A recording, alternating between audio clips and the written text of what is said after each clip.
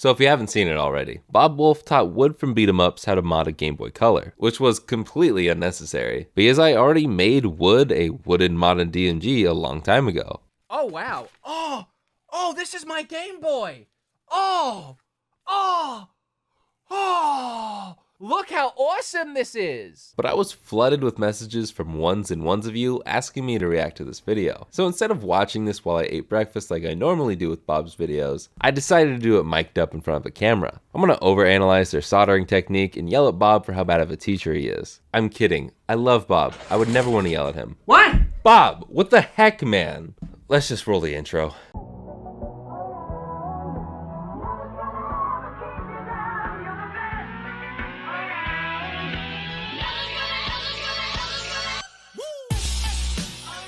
This video is sponsored by me. What are you doing, man?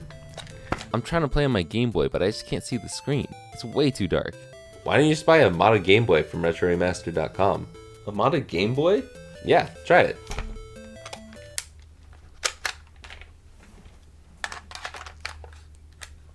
Whoa. So if you're tired of squinting at your Game Boy screen, head over to RetroRemastered.com and buy yourself a lovely modded Game Boy.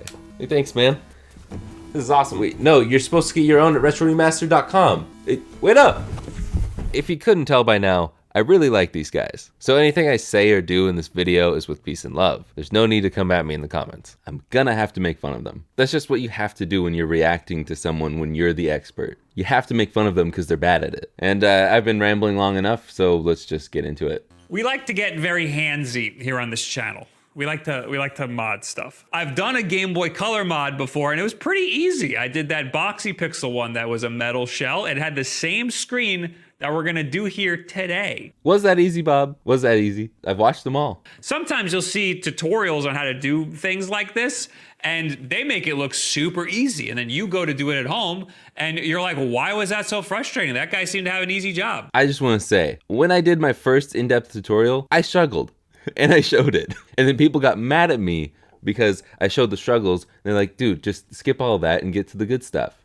Do it right the first time. I'm the one that tries to be realistic.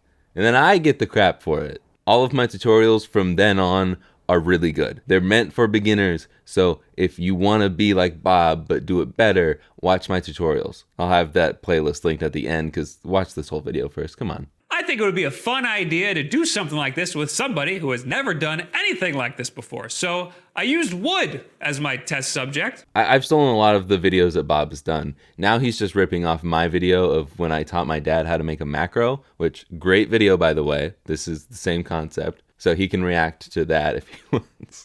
The last time he had to crack open a device, it was a switch, and then this happened.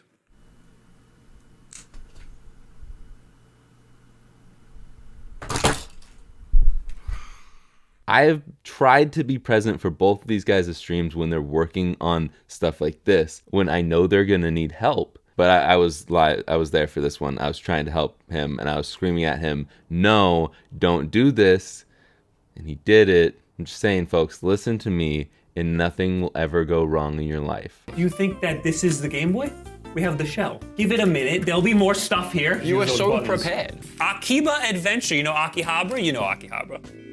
All right, so what we're doing today is we're doing a Game Boy Color mod. This stuff is from Retro Modding, and I can tell because they've got the packaging on the table. Retro Modding has this like paper towel-like packaging. It's kind of cool. Anyway, thanks for having me, guys. Oh, no problem. I'm so glad to be back. I'm gonna talk a bunch now, and it's definitely gonna get cut out of the video. Look at all the things we have here. You're never gonna get anything exactly like the original Game Boy Color because the original Game Boy Color screen is ass.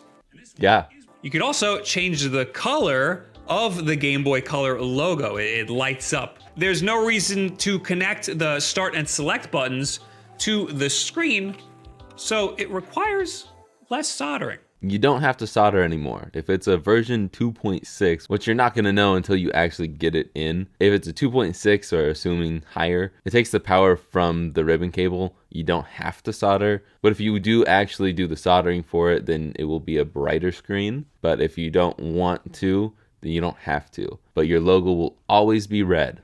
You can still adjust the brightness though, which is nice. These right here are capacitors. So the screen takes up a lot of power, and people don't usually do these. They're not 100% necessary, but the power drawer kind of screws up the speakers necessary. and stuff. These are the start and select buttons because they had to be selected. They're white. Ooh. Again, like to point out, I was right. That was a retro modding sticker upside down. You're welcome for promoting you retro modding, because I don't know if they will here. And you can use code Jake to save 5% there. Look at how cool these buttons look. They're very cool. They're opal. Can I have them? They're, yes. Opal. I'm upset. Where's mine though? It makes sense for me to have them as the Australian. Who knows why? Opals come from Australia. No, Opal comes from my sister. That's my niece's Opal. But anyways. Okay, I'm gonna wait for you to catch up because you're slow as fuck. What am I? I'm kidding. You're not telling me what to Just do. unscrew the 2 screws that are right there. There's 2 screws. Look at the whole thing. There's only 2 screws. There's the third one right here. Oh shit! Don't look at me.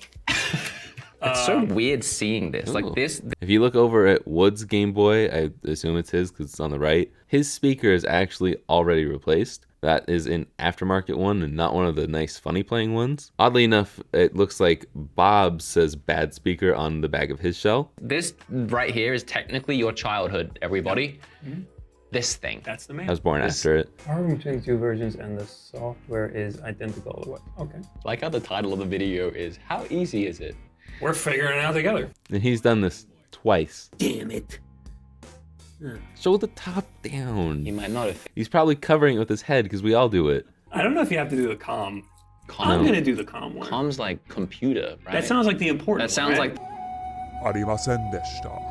One thing that still bothers me is that they have different versions of this screen, and they don't really tell you which one you're getting, and all of the different ones have the wiring put in different places. So you might be following a tutorial and your start and select contacts might be in a different spot than somebody else's start and select contacts. Funny Playing updates their stuff just as much as like every other retro emulation device. It's constantly changing. It is a little annoying, but it is nice to have improvements. Like I said earlier, you don't have to solder anymore if you don't want to with these kids, if you have version 2.6. It's not like the end of the world because really there isn't that much of a difference between the version 2 and the version 2.6. I feel like most of the time now you're gonna get 2.6, but if you buy directly from Funny Playing, you will most likely get the latest and greatest. It's just a wait time, but it is cheaper. Soldering is easier than I thought it would be. Thank you. I know he's about to add on to that, but thank you. Like that. There you go. Can you show how perfect that is? That is very good. Because I will probably mess up the other ones. I was like smack dab in the middle. That was great. I mean, it's not in focus, but it looks pretty good. I was in a really bad storm and my Xbox One. Yeah, you did perfect. That was terrifying. Not trying to be mean, but this is why you use flux. If your solder looks like this, where it kind of like drags out, just get the tiniest little bit of flux and touch it down. It'll go to a perfect ball. It's not a crutch. It's a useful tool. People think it's a crutch. I don't know why. What, you think you're some big alpha male because you don't use flux? Good job, though. Good job, Wood. It wasn't until we were trying to solder the start and select button to like the back of the board. That was very hard. Bob ended up having to help me with that, and even he struggled for a long time. So here's the thing with the vias. If you've seen any of my streams or my tutorial, me and Natalie bicker over this. I don't like soldering to the vias. Well, yes, it looks cleaner to not have the wires go across to the test pads. It's so much easier. If you don't want to see the wires, that's fine. Use the vias. But with the vias, the trick is you want to scrape it just the tiniest bit. Don't go aggro on it. But there's a little bit of a coating on top of that green part of the PCB. I don't know all the details behind it, so don't ask me. I'm probably going to get it wrong. But if you scrape it just the tiniest bit, and I mean lightly, and then you get some solder going to it, then it's going to adhere better. But it's not something that I totally recommend for beginners. Thankfully, though, if you do burn the vias, you have another try because they're 2 parts that you can do it to. If you're struggling, once you scrape it, then put the solder in, then stick the wire into the solder while you've got it hot. It's a lot easier than trying to hold the wire and put the solder in all at the same time. If you need help, I highly recommend my tutorials. I try and take it from the perspective of a first-time modder. Also, you can check out any of the VODs on the new VOD channel if you haven't subscribed to that. Watch me do all of these live and see every little mistake I make. Option denoted by... It's not my tutorial. We're not done yet, though. Wood's Game Boy Color had a completely botched speaker, and I had a Nintendo Switch speaker laying around, so I shoved that in there. It's not gonna sound good. Seemed like a good idea at the time. Nope.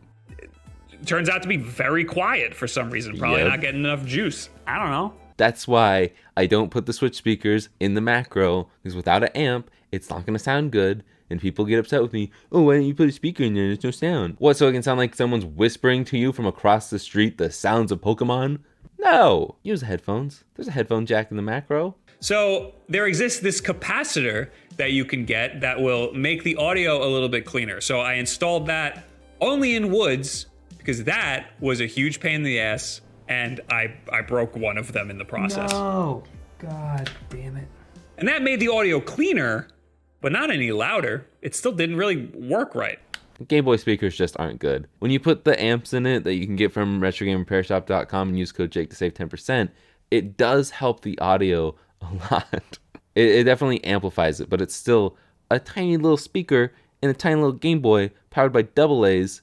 So yeah, it's not gonna be good. People are used to like emulators and it coming through their computer speakers or the headphones. You guys expect too much of these little things. Shut up, it's better now. I with the have Switch to. speaker. I literally have to. Ooh, that's so hear loud. That's a anything. Zelda right Yes, there. I heard it. You Wow. know it. Yeah, it sounds... Wear headphones. I don't know. Thank you. Don't connect the start and select buttons. Those are optional. Those are only if you want to change the color of the Game Boy Color logo, and you don't need to put the capacitor in. Then you probably have a breeze. But again, it'll only do red. So if you have like an all white build, you're gonna have a very loud red coming at you from the Game Boy Color logo. I think if you love the idea of this, there's no shame in just buying a pre-built one that somebody else made. If you like the idea of... Yes!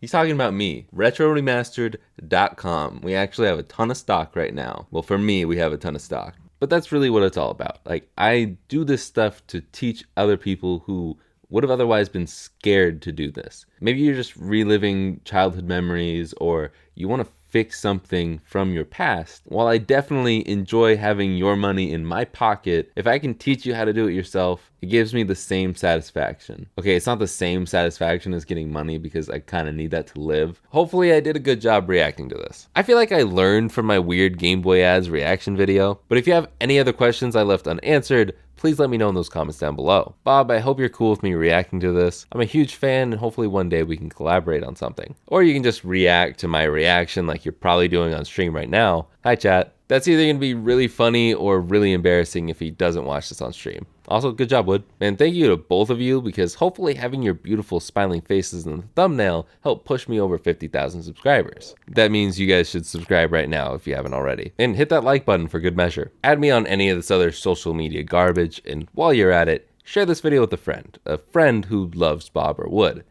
Thank you very much, and have yourself a great weekend.